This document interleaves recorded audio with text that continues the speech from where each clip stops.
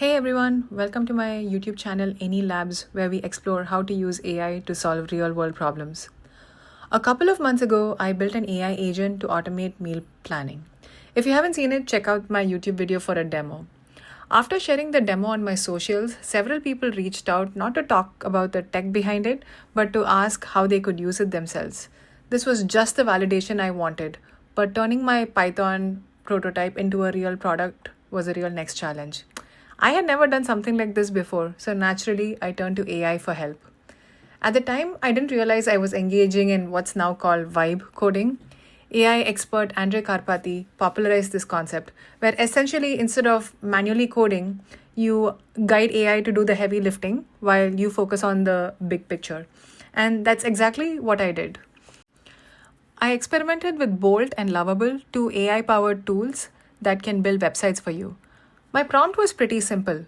Help me build an AI app that searches the internet for recipes based on my preferences and sends me an email. I also mentioned to these tools that I already had a working prototype and shared my Python code. I tested both Lovable and Bolt with my initial prompt, but I ultimately chose Lovable because I really liked the way it looked. I even ended up paying the $20 per month subscription fee to refine the app to my specific need. It took some back and forth tweaking, obviously, but eventually I got the working demo I wanted. Or so I thought.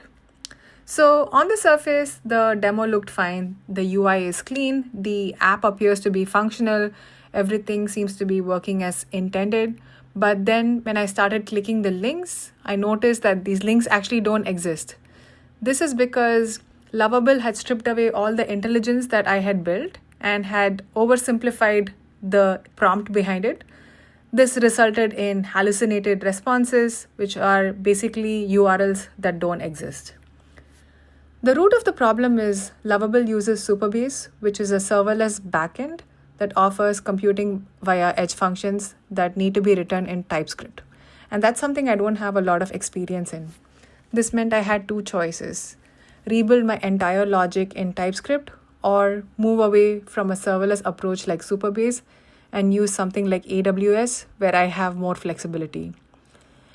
The advantage of Supabase is that for building demo productions at my scale, the cost is effectively free, whereas for AWS, it's not free after the first year. But that's an experiment for another day. But for now, this is not the product I want to ship. So, what's next? I still want to make this work, but clearly I need to rethink my approach. If you've had success transitioning from a prototype to an MVP using AI tools, I'd love to hear. Drop a comment below. See you.